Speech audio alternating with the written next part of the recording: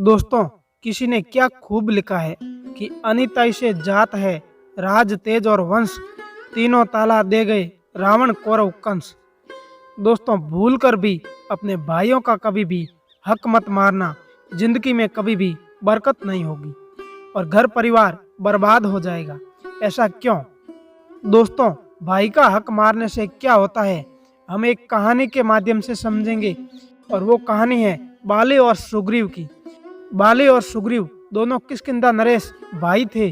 और जब भगवान श्री राम सीता माता को रावण ले गया था, उस समय बाली और सुग्रीव दोनों वहां पर, हनुमान जी तीनों वहां पर राम जी से मिले थे और भगवान श्री राम की सेना वहां पर बनी थी।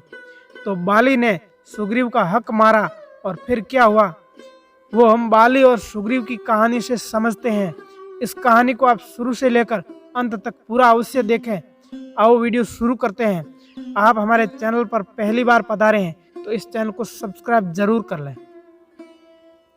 सुग्रीव और बाली की कहानी। सुग्रीव अपने बड़े भाई बाली के डर से अपना राज्य छोड़कर भाग गया था। बाली किष्किंधा का अत्यंत शक्तिशाली और क्रूर राजा था। उन्होंने एक बार शक्तिशाली रावण को भी हराया था। एक बार एक राक्षस मायावी ने बाली को चुनौती दी। बाली ने चुनौती स्वीकार कर ली और दोनों के बीच भयंकर युद्ध छिड़ गया। वे एक गुफा में घुस गए और अंदर लड़ाई जारी रही।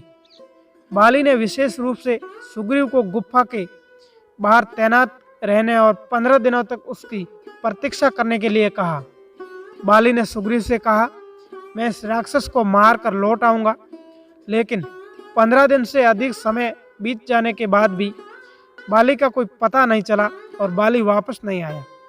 एक दिन गुफा से खून बहता हुआ दिखाई दिया और सुग्रीव ने सोचा कि बाली मारा गया होगा और संभव है कि राक्षस उसे भी मार डालेगा। इसी डर से सुग्रीव अपने राज्य लौट आया और वहां पर आकर सुग्रीव ने बाली की 2 सप्ताह तक और प्रतीक्षा की। लेकिन 2 सप्ताह बाद भी बाली नहीं लौटा। इसीलिए सुग्रीव ने स्वयं को बाली के स्थान पर नया राजा घोषित कर दिया। इस तरह कुछ महीने बीत गए। घायल बाली अपने घावों से उबर गया और अपने राज्य में लौटने की ताकत हासिल कर ली। जब उसने देखा कि उसका बेवफा भाई सुग्रीव उसकी गद्दी पर बैठ गया तो वह क्रोध से कांप उठा। उन्हें बेईमानी का संदेह हुआ और उन्होंने सुग्रीव को पीट पीट कर लगभग मार डाला। किसी तरह सुग्रीव भाग निकला और अपनी जान बचाकर ऋषिमुख पर्वत की ऊंचाइयों पर शरण लेने के लिए जा छुप बैठा।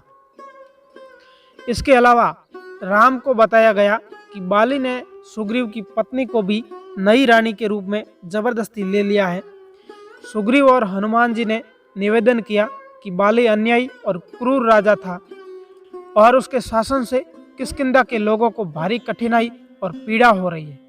इसीलिए हे राम, आपको बाली के जीवन का अंत करना होगा और सुग्रीव को फिर से राजा बनाना होगा। राम सहमत हो गए क्योंकि उन्होंने देखा था कि सुग्रीव एक कायर व्यक्ति है, लेकिन वह दुष्ट नहीं था। सुग्रीव ने जानबूझकर यह योजना बनाकर सिंहासन पर कब्जा नहीं किया था। उसे सचमुच विश्वास हो गया था कि बाली युद्ध में मारा गया और अंत में राम ने उसे अपना मित्र स्वीकार कर लिया और बाली को समाप्त करने का वचन दिया।